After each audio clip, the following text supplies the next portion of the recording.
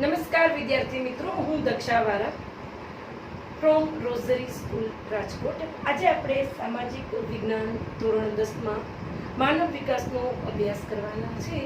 આ પહેલાના 4 ભાગ તમે મારા જોયા હશે, જેમાં આપણે માનવ વિકાસનો અર્થ અને માનવ વિકાસ આંક વિશેનો અભ્યાસ કર્યો છે.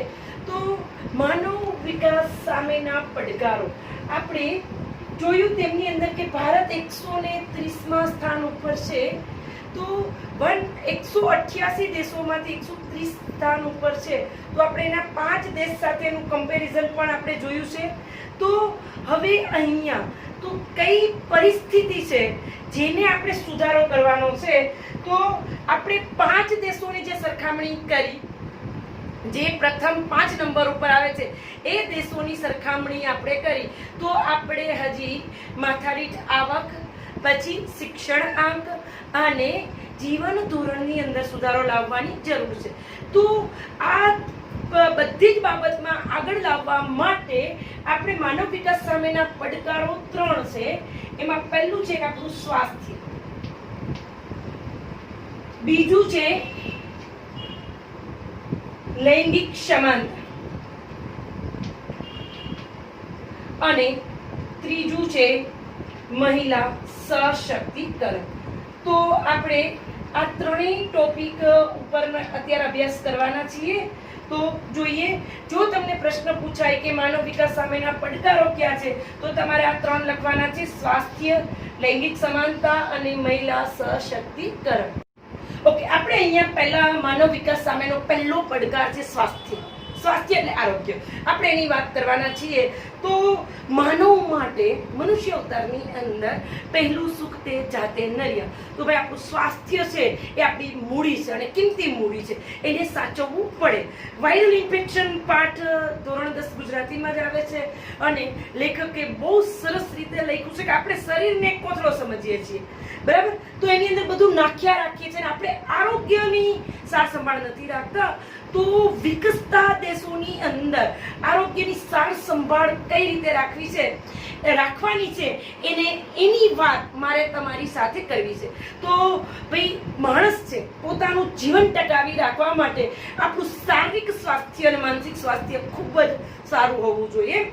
તો વ્યક્તિનું કૌટુંબિક અને સામાજિક જીવન ઉત્તમ બને તે માટે પહેલા આરોગ્ય છે એ સંપૂર્ણપણે સારું હોવું જોઈએ. તો ભારત સહિત વિકસતા દેશોમાં આરોગ્ય નીતિ, જે આખી એક સંસ્થા તરીકે કામ કરે છે, તો એને શું વસ્તુને ધ્યાનમાં લીધી છે? તો વિદ્યાર્થી મિત્રો અહીંયા ખાસ તમે ધ્યાન રાખજો. એક તો વસ્તી વૃદ્ધિ, કારણ કે આપણે વિચારીએ કે ભાઈ વસ્તી વધારે હોય તો ત્યાં મુશ્કેલીઓ વધારે પડતી હોય. તો એક વસ્તી વૃદ્ધિ, પછી સામાન્ય રોગો જેવા કે ઇન્ફેક્શન રોગો કહી શકાય આપણે, તાવ, શરદી, ઉધરસ જેવા રોગો સામાન્ય. પછી કુપોષણ, જે આપણા ભારત દેશની અંદર આપણને જે કેલેરી જોતી હોય અને એ ના મળે, તો એ પોષણ વિનાનો આપણે ખોરાક ખાઈએ ત્યારે આપણે કુપોષણથી પીડાઈએ. તો કુપોષણ, પછી અપંગતા, શારીરિક યા માનસિક ફોડખાપણ, અને એ પછી આવે છે એડ્સ જેવા ચેપી રોગો અને માનસિક રોગો સંબંધિત મુદ્દાઓ ઉપર ધ્યાન કેન્દ્રિત કર્યું છે. તો સરકારે વિચાર્યું છે કે ભાઈ આ બધા જ રોગ છે એની ઉપર આપણે ધ્યાન આપવાની જરૂર છે. હવે આરોગ્ય ક્ષેત્રે કરેલ ખર્ચ, જો વિદ્યાર્થી મિત્રો એ બરાબર રીતે સાંભળજો કે આરોગ્ય ક્ષેત્રે કરેલો ખર્ચ છે એ જીવનની ગુણવત્તા વધારવા માટે નહીં, પણ માનવ સંસાધન માટે છે. તો માનવ એક સંસાધન છે, તો એના માટે અને આરોગ્ય ક્ષેત્રે ખર્ચ કરવો ખૂબ જરૂરી છે. અને ભારત દેશની અંદર આરોગ્ય ક્ષેત્રે ઘણી બધી પ્રગતિ થઈ છે, જેમાં આપણે ખાસ અહીંયા મુદ્દો એક યાદ રાખજો: બાળ રસીકરણનો કાર્યક્રમ.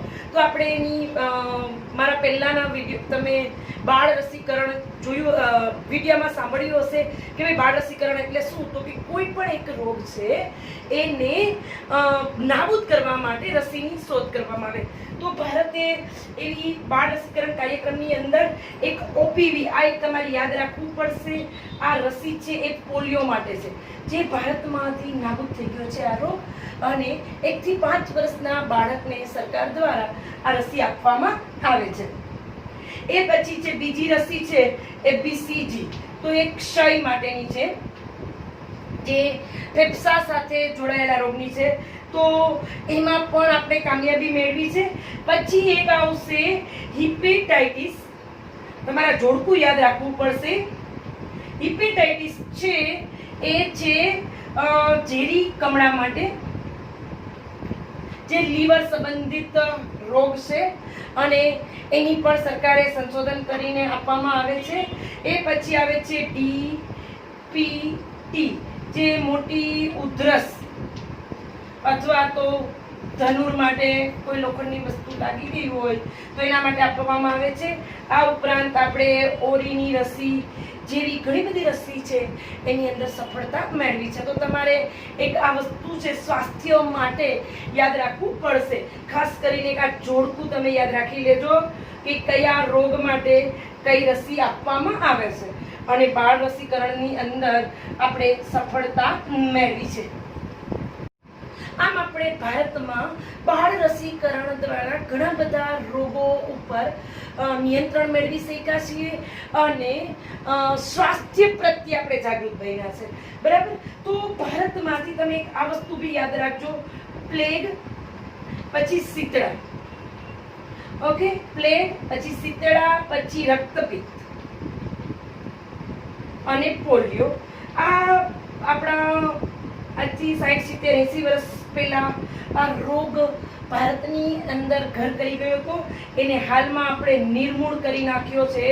તો ભારતમાં હવે આ રસીકરણ દ્વારા આ પ્રકારના રોગ છે, પ્લેગ છે, શીતળા છે, રક્તપિત્ત છે અને પોલિયો જેવા રોગ છે એ ભારતના લોકોને થતા જ નથી. એટલે આપણે એને નિર્મૂળ કરી નાખ્યા છે, અહીંયાથી કાઢી નાખ્યા છે. નહીંતર આ રોગ છે એ થોડા ડેન્જરસ આપણા માટે હતા. એ પછીની એક વાત તમારે યાદ રાખવાની છે, ઓરી પછી અછબડા, ઓરી, અછબડા, મલેરિયા, પછી ડેન્ગ્યુ, કમળો, આ બધા નામ યાદ રાખવા પડશે. કમળો, પછી કોઢ, ક્ષય, પછી મધુપ્રમેહ એટલે ડાયાબિટીસ, પછી કેન્સર, આ બધા રોગના નામ છે.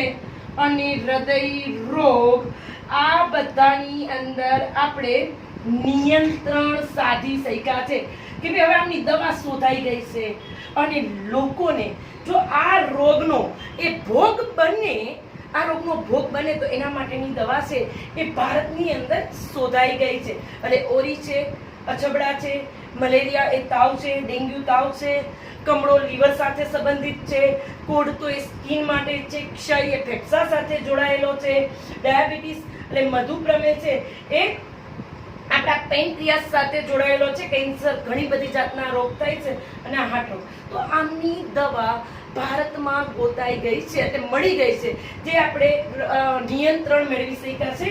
અને આ જે 4 રોગ છે એનું આપણે નિર્મૂળ કરી શક્યા છે. અને આ ઉપરાંત પાણીજન્ય રોગો, શ્વસનના રોગો, કુપોષણ, વસ્તી માટે જે કંઈ મુશ્કેલી ઊભી કરી છે, પછી મહિલાઓ માટે જે કોઈ પ્રેગ્નન્સી સમયે જે કંઈ મુશ્કેલીઓ પડતી હતી તો એના માટે થઈ અને સરકારે ધ્યાન આપ્યું છે, અને આપણે આરોગ્ય ક્ષેત્રે ઘણી પ્રગતિ કરી છે. ઓકે, આપણે માનવ વિકાસ સામેના પડકારોનો બીજો ટોપિક ભણવાના છે, લૈંગિક સમાનતા. તો એનો અર્થ થાય સ્ત્રી પુરુષની સમાનતા. અને આના વિશે લખવાનું આવે તો અહીંયા થોડોક એક આપણે આંકડાકીય માહિતી છે એને યાદ રાખવાનો પ્રયત્ન કરીશું. તો ભારતનું બંધારણ છે ને એ તમામ નાગરિકોને એક સરખી બાંહેધરી આપે છે, પછી સ્ત્રી હોય કે પુરુષ હોય.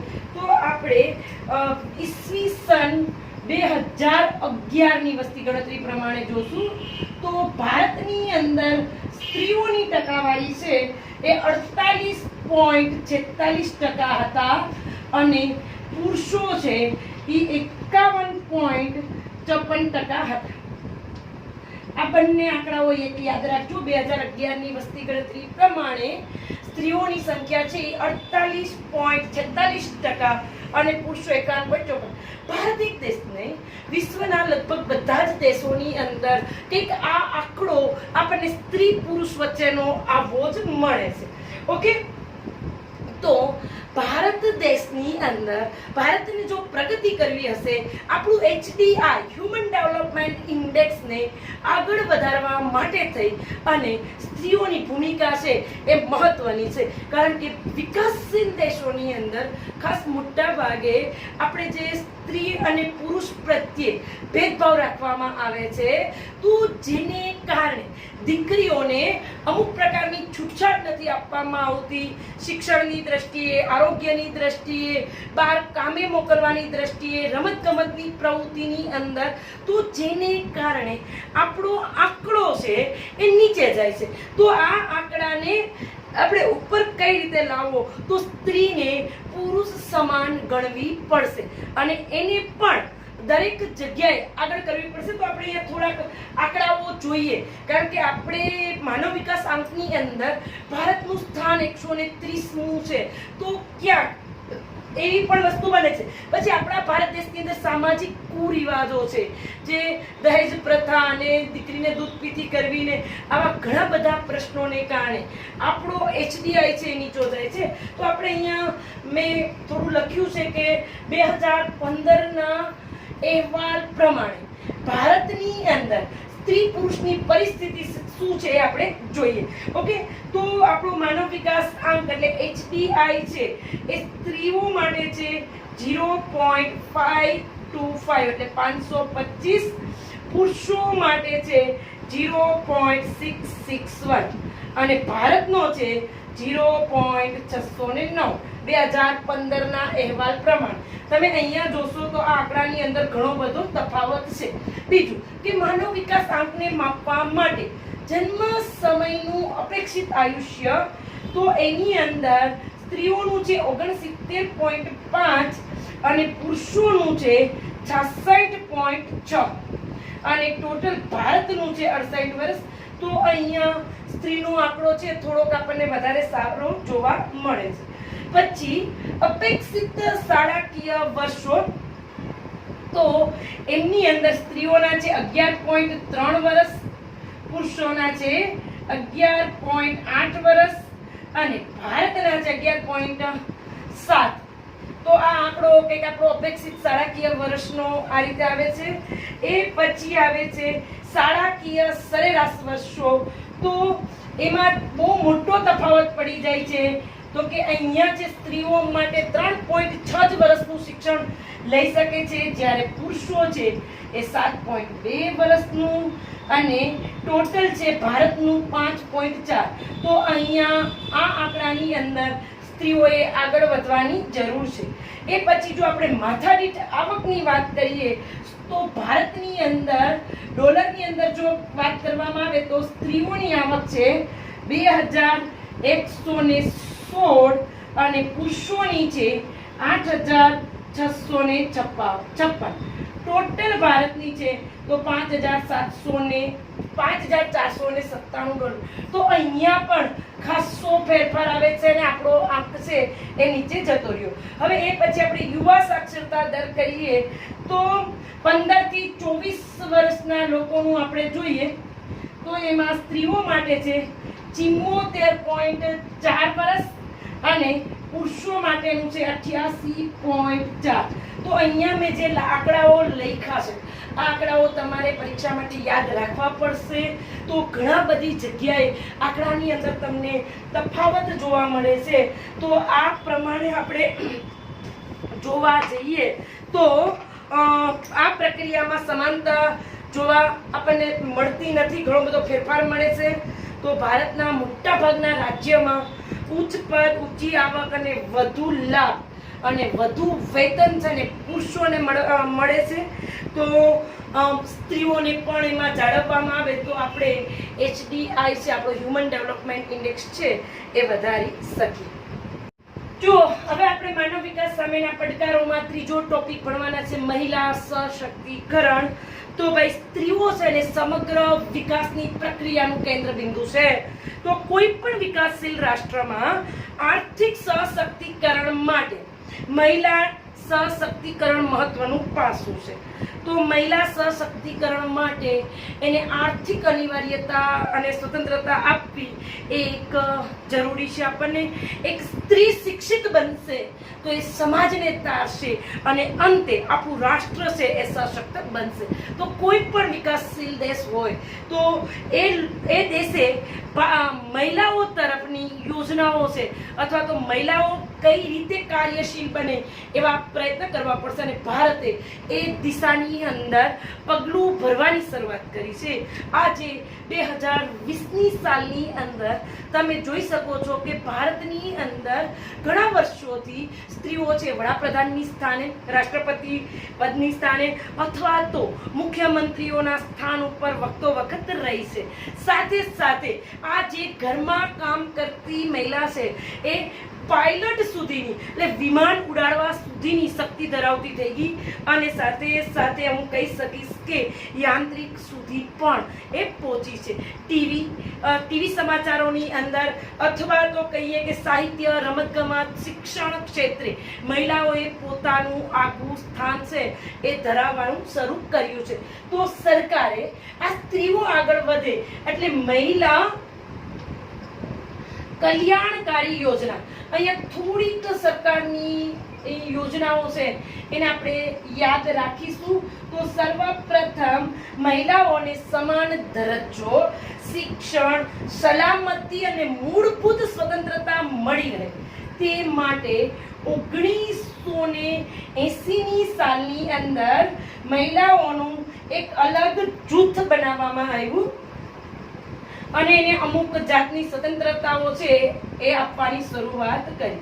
એ પછી 1992ની અંદર, ખાસ આ સાલ યાદ રાખજો, રાષ્ટ્રીય મહિલા આયોગની સ્થાપના કરી ભારત દેશની અંદર. પછી સ્થાપના કરી. પછી 2001ની સાલની અંદર મહિલા બાળ વિકાસ કાર્યક્રમ અને એ દ્વારા સ્ત્રીઓ આગળ વધે એટલે રાષ્ટ્રીય મહિલા સશક્તિકરણની નીતિ છે એ સરકાર દ્વારા ઘડવામાં આવી કે ભાઈ સ્ત્રીઓ અને બાળકો છે એ શિક્ષણ ક્ષેત્રે આગળ વધે. પછી 2002ની સાલને મહિલા સશક્તિકરણ વર્ષ તરીકે ઉજવવામાં આવ્યું. એ પછી 1975ના વર્ષને મહિલા દશકો એટલે મહિલા વર્ષ તરીકે ઉજવ્યું. અને 1975 થી 1985ની સાલને મહિલા દશકા તરીકે ઉજવવામાં આવ્યું. પણ આ છે એ UN દ્વારા. ઓકે, તો સ્ત્રીઓને આગળ એમનું ઉજ્જવળ ભવિષ્ય બને, ઉજ્જવળ તક મળે એટલે સરકારની આ કલ્યાણકારી યોજનાઓ છે. આ સાથે એક બહુ જ સરસની યોજના જે ગુજરાત રાજ્ય માટે કાર્યરત છે, મહિલાના શોષણ